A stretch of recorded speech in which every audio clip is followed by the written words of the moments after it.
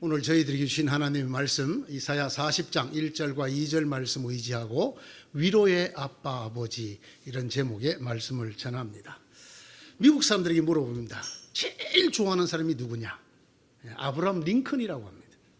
그래서 미국에서 제일 많은 도로 이름을 가진 도로가 링컨 블루버드, 링컨 스트리트라고 합니다. 어떤 사람들은 이 링컨이라는 이름을 아침 방송에서 듣기만 해도 하루 종일 기분이 좋다, 이렇게 말을 할 정도로 존경과 사랑을 받는 사람이 링컨이라는 대통령입니다. 지난 2000년이 되면서 새로운 밀레니엄, 새로운 천년대를 시작하면서 지나간 천년대를 정리했습니다. 미국에서 가장 존경하는 사람이 누구냐? 링컨입니다. 링컨. 이 링컨은 1865년 4월 15일에 피살당했습니다. 잘 알다시피 총을 맞아 죽게 되었습니다. 그날 링컨이 피살당하고 난 다음에 그의 소지품을 검사했는데 그때 그의 옷에서 3가지 소지품이 나왔다고 합니다. 이 소지품은 지금도 스미소니언 박물관에 보관이 되어 있습니다. 하나는 링컨이라는 이름이 쓰여진 이런 손수건 하나가 있고, 또 하나는 어느 시골 소녀가 보내주었다는 조그마한 주머니 칼, 그리고 세 번째는 빛이 바랜 신문 조각이 하나 있었습니다. 그 신문 조각에 이런 글귀가 쓰여 있는 것이 나타났습니다. 아브라함 링컨은 역대 정치인들 중에서 최고의 정치인이라 할 수 있다. 링컨이 이렇게 쓰여진 쪽지, 신문지를 오려서 가지고 다녔다라는 이야기입니다. 우리가 링컨을 떠올리면 그야말로 그의 체구만큼이나 진짜 거인인 그런 모습을 우리가 상상할 수 있습니다. 미국이 뽑은 최고의 양심, 최고의 지도자를 그들은 서슴없이 링컨을 뽑습니다. 그의 정신은 오늘날에도 회자되는 민주주의의 정신이고, 그가 했다고 하는 게티스버그의 연설은 인류 역사에 남는 명연설로 남아 있습니다. 1971년까지 미국 전 주가 링컨의 생일을 공휴일로 지켰습니다. 지금도 많은 주에서는 공휴일로 지킬 만큼 링컨에 대한 애정과 사랑은 정말 대단합니다. 이 위대한 대통령, 이 위대한 지도자, 거인이었던 이 아브라함 링컨에게도 외롭고 지치고 힘들 때가 있었다는 것입니다. 그것을 보여주는 것이 바로 그가 넣어 다녔다고 하는 신문 조각입니다. 그가 지치고 외롭고 힘들 때마다, 그럴 때마다 그는 주머니에서 아무도 모르게 그 신문 쪼가리를 꺼내서 읽었다는 것입니다. 아브라함 링컨은 역대 정치인 중에서 가장 뛰어난 최고의 정치인이라고 할 수 있다. 그 신문을 보고 위로를 받았다라는 것입니다. 여러분, 바로 이것이 인간입니다. 이것이 인생입니다. 러시아의 유명한 문호 톨스토이가 사람은 무엇으로 사는가라는 제목의 책을 썼습니다. 그는 그 책 속에서 사람을 살게 하는 것은 사랑이다, 이런 것을 설파하기 위해서 그 책을 썼습니다. 그런가 하면 나치 수용소에서 살아나온 유대계 정신의사였던 빅터 프랭클이 죽음의 수용소라는 곳에서 그는 이렇게 설파했습니다. 사람을 살아있게 만드는 것이 무엇이냐? 그것은 희망이다, 이렇게 썼습니다. 그렇습니다, 여러분. 이것 없으면 살아갈 수 있는 사람은 없습니다. 사랑이 없으면, 희망이 없으면 인간을 살 수 있게 만들 수가 없다는 것은 이들의 글이 아니더라도 우리가 잘 알 수 있습니다. 그러나 여기서 우리가 꼭 잊지 말아야 될 것이 하나 더 있습니다. 그게 바로 위로라는 것입니다.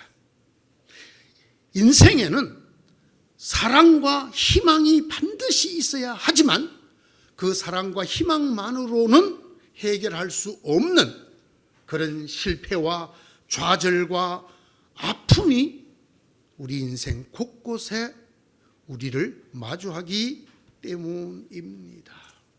생각해 봅니다. 위로가 없다면, 우리 삶에 위로가 없다면 우리가 정말 그 기가 막히던 순간에 어떻게 일어날 수 있었을까를 생각해 봅니다. 위로가 있어야 무너진 가슴을 이렇게 세울 수 있습니다. 그래서 사랑하는 가족이 돌아가셨을 때 저희가 가서 제일 먼저 드리는 예배가 위로 예배입니다. 성경도 이렇게 위로하라 이렇게 말씀하셔서 그 말씀에 의지하고 위로를 드립니다. 사랑하는 사람이 죽었습니다. 더 이상 볼 수 없습니다. 아무것도 더 이상 나눌 수가 없습니다. 내가 잘못한 것 만회할 길도 없고 내가 못해준 것 더 이상 해줄 수도 없습니다. 그렇게 우리의 가슴이 무너져 내릴 때 위로가 없다면 그 가슴이 어떻게 되겠습니까?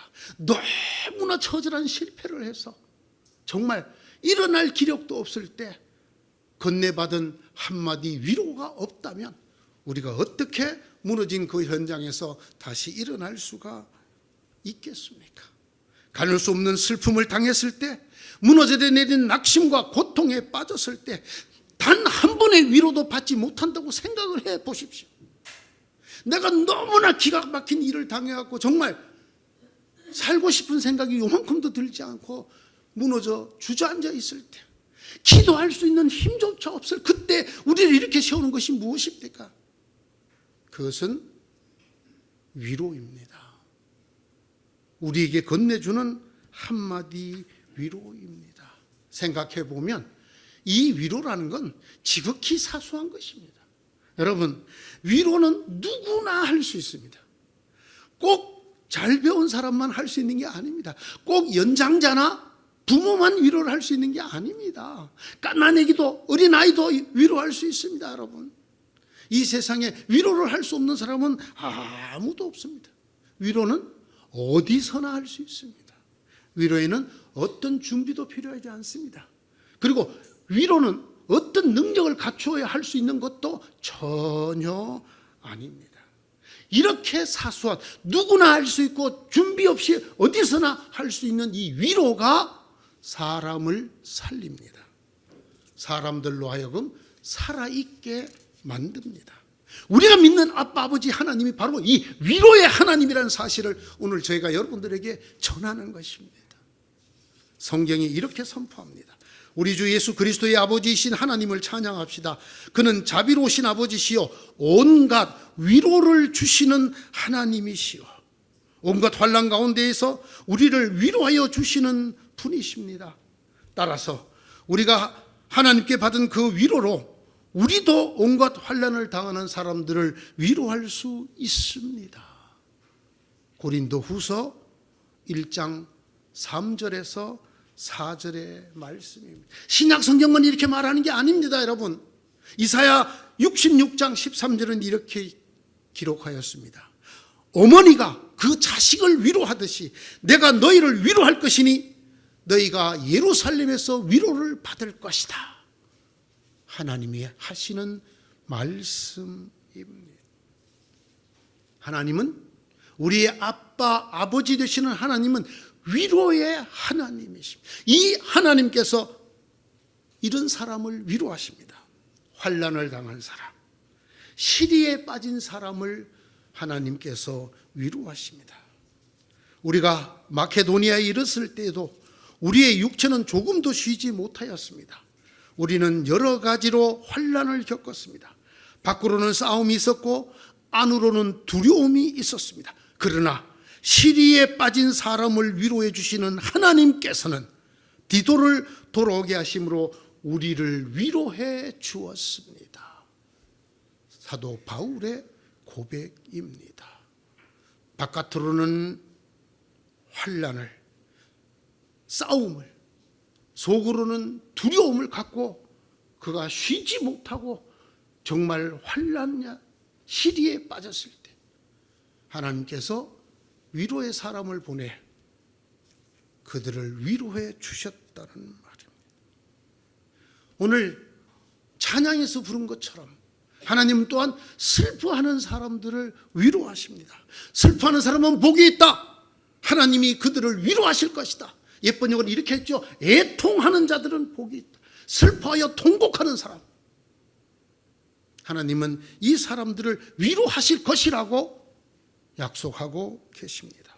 무엇보다 하나님은 그의 백성, 그의 자녀들을 위로하십니다. 하늘아 기뻐하여라, 땅아 즐거워하여라, 산들아 노래 소리를 높여라. 주님께서 그의 백성을 위로하셨고 또한 고난을 받는 그 사람들을 긍휼히 여기셨다.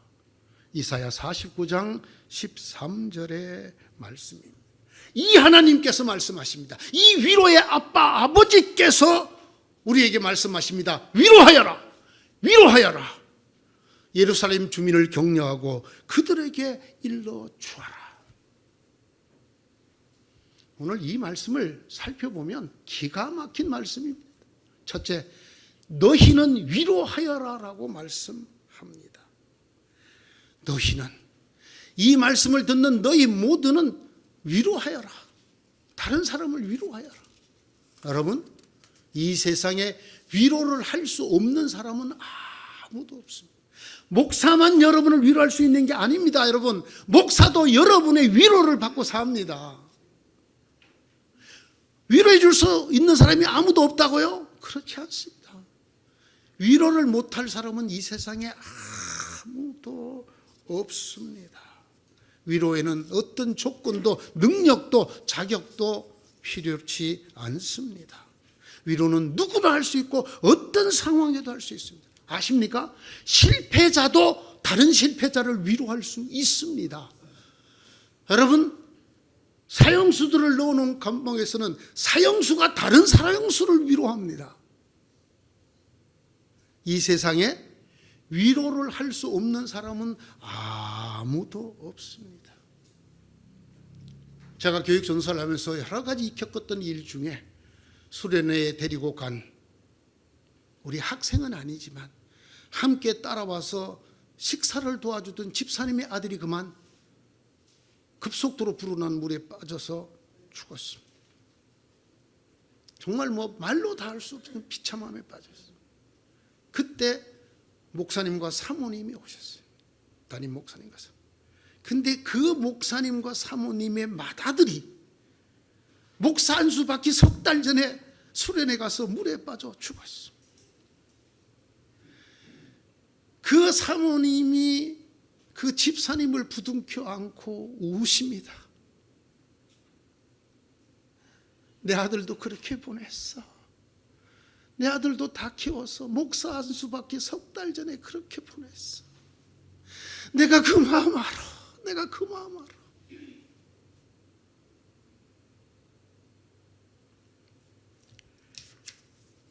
세상에 다른 사람을 위로할 수 없는 사람은 아무도 없습니다. 사랑하는 성도 여러분, 오늘의 말씀을 주의 깊게 보십시오. 너희는 위로하랍니다. 너는 위로하라가 아닙니다. 분명히 복수를 쓰고 있습니다. 단수가 아닙니다. 어떤 특정한 사람, 하나님이 딱 선택한 너는 다른 사람을 위로하라, 너에게 위로의 사명을 준다, 이게 아닙니다. 너희는, 우리 모두는, 하나님의 말씀을 듣는 모두는, 하나님의 자녀가 된 여러분 모두는 다른 사람을 위로해야 합니다. 그래서 너희는 위로하라 이렇게 말씀하고 있습니다. 우리는 모두 다 위로의 소유자이며 하나님 주신 위로를 먼저 받은 위로의 소유자이며 동시에 다른 사람을 위로해야 될 사명자라는 것을 잊어서는 안 됩니다. 여러분이 만나는 그 수많은 사람들이 여러분이 건넨 그 위로로 살아난다는 사실을, 그렇게 위로로 다른 사람을 살리라고 우리를 부르시고 먼저 하나님의 자녀가 되게 하셨다는 사실을 잊으시면 안 됩니다. 둘째, 이 말씀은 내 백성을 위로하여라 이렇게 기록합니다. 그렇습니다. 이 세상에 위로하지 못하는 사람도 없지만 위로가 필요 없는 사람도 없습니다. 제가 앞서 말씀드렸잖아요. 미국 사람이 그렇게 존경하고 사랑하는 아브라함 링컨조차도 자기 주머니에 낡은 신문지 조각을 넣었다면서 스스로 위로를 받았다고. 네? 아이, 목사님이 무슨 위로가. 안 돼요. 위로가 있어야 됩니다. 이 세상에 위로가 필요 없는 사람은 아무도 없다라는 사실을 기억해야 합니다. 하나님을 아빠, 아버지로 믿는 자녀라고 해서 다른 사람의 위로가 필요 없는 것이 아닙니다. 이 땅을 살아가는 사람이라면 그 누구나 자기 힘으로 어쩔 수 없는 좌절과 슬픔과 실패와 고통과 아픔을 안고 쓰러질 때가 있습니다. 그래서 하나님은 내 백성을 위로하라고 하였습니다. 여러분 듣지 않았습니까? 예수님과 한 배를 타고 가는 제자들도 풍랑을 만날 수 있습니다. 하나님께서 어린 양처럼 푸른 초장과 맑은 물가로 인도하는 하나님의 백성들도 사망의 음침한 골짜기를 지날 때가 있습니다. 그들에게 필요한 것이 위로입니다. 하나님을 대신하여 그들을 위로하라고 우리를 주신 것입니다.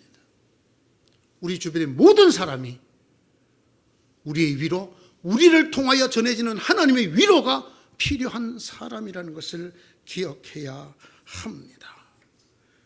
너희는 위로하여라. 나의 백성을 위로하여라. 모든 백성을 위로하여라.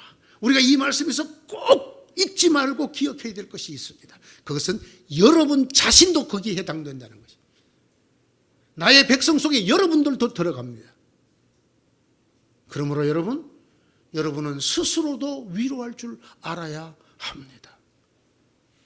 너는 참 괜찮은 목사야. 저는 수시로 이렇게 위로해요.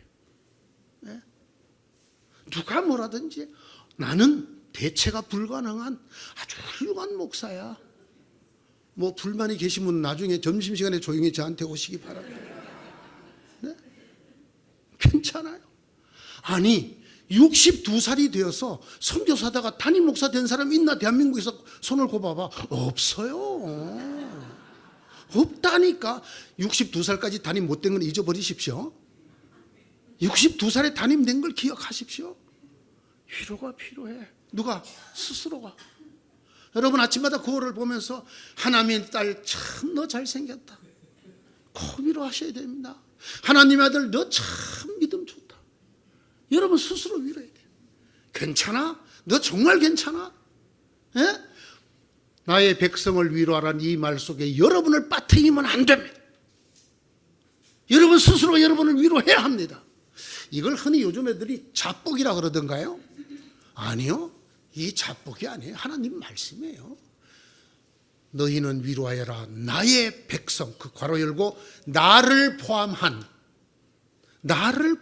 이거 빠뜨리면 안 돼요. 그래서 가끔 교회에서는 남들을 열심히 섬기고 봉사하고 위로하고 자기는 위로를 안 해갖고 그냥 뭐라고 그러죠? 영어로 burning out, 아주 그냥 기진맥진해지는 사람들을 가끔 봐요. 믿음이 좋았는데 남들 위로해주고 하다가 자기는 위로를 안 하고 그냥 탈진하는. 여러분 하나님 말씀 잘못 읽고 그런 거예요. 어떻게 해? 나의 백성 속에 누가 포함된다고? 내가 포함돼. 내가 아침마다 신랑도 위로해줘요. 당신 진짜 지금 봐도 멋있어. 내가 그때 당신 선택한 건 내 일생에서 제일 잘한 선택인 것 같아. 네? 그러면서 나도 괜찮지? 네? 위로해야 됩니다. 돈 안 들어요. 돈 안 들어 이거 뭐 준비 필요 없어. 예? 이거 자격, 당신이 뭐 그런 말 할 자격 그런 거 필요 없어요. 누구나 할 수 있고 어디서나 할 수 있습니다. 그러나 꼭 해야 될 것입니다. 나를 포함한 하나님의 모든 백성에게 하나님의 위로를 전해야 한다라는 말씀입니다. 셋째, 격려하고 알려주어라 그랬어요. 어떻게 위로하는가? 그 방법을 설명하는 거예요. 너희는 위로하여라. 내 백성을 위로하여라. 예루살렘 주민을 격려하고 그들에게 일러주어라. 다른 번역은 이렇게 번역을 했어요. 너희는 예루살렘의 마음에 닿도록 말하여라. 그것에게 외쳐라. 이게 개역 개정 성경은 그렇게 번역했고요. 그보다 더 옛날 성경인 개역 한글판은 정다이 말하여라 이렇게 해놨어. 정답게 말해라. 그런가 하면 메시지 성경이라고 유진 피터슨 박사가 번역한 성경은 이렇게 했습니다. 부드럽고 다정히 그러나 분명한 말로 전해라. 이게 방법이에요. 이게 어떻게 위로하라고요? 마음에 닿도록 다정하게. 당신은 내가 본 남자 중에 최고야 이렇게 말하면 되겠어요? 안 되겠어요? 당신 내가 본 남자 중에 최고야. 그죠? 지금 이런 어려움을 겪었지만 하나님이 더 틀림없이 더 큰 은혜 주실 거야. 욥을 보라고 이렇게 정다히 마음에 닿도록 부드럽게 그러나 분명하게 위로하라는 것입니다. 하나님 아빠 아버지께서 우리에게 주시는 그 위로가 나를 포함한 다른 사람들의 마음에 닿도록 전해야 합니다. 정답게, 다정하게, 그러나 분명하게 격려하고 알려주라는 뜻입니다. 우리의 아빠 아버지 되시는 하나님은 아십니다. 하나님의 자녀인 우리가 어떻게 살아가고 있는가를. 하루에도 몇 번씩 숨이 막힙니다. 때로는 그냥 그대로 쓰러진 채로 일어나지 않고 죽어버리고 싶을 정도로 힘들고 괴롭지만 죽을 힘마저 없어서 웃습니다. 여러분, 죽을 힘이 없어 웃습니다. 그렇게 용을 쓰며 안간힘을 쓰며 일어나며 하루하루를 살고 있다는 것을 우리 아버지께서 잘 아십니다.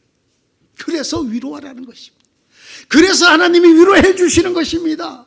여러분의 가슴이 무너졌을 때, 여러분의 삶이 망가진 것 같을 때, 도저히 더는 일어날 수 없을 것 같을 때 하나님이 먼저 위로해 주십니다. 그리고 하나님 말씀하십니다. 위로하라, 위로하라.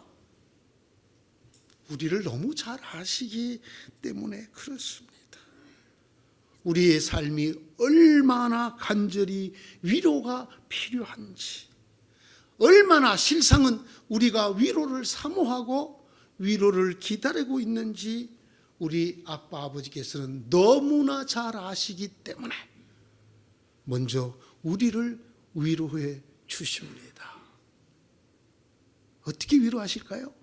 하나님의 가장 큰 위로가 무엇인지 아십니까? 그의 독생하신 아들을 바로 여러분을 위해, 나를 위해 십자가에 죽이셨다는 것입니다.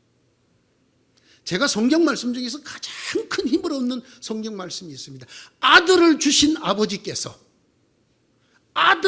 아버지께서 그 모든 것을 너희에게 선물로 주지 않으시겠느냐.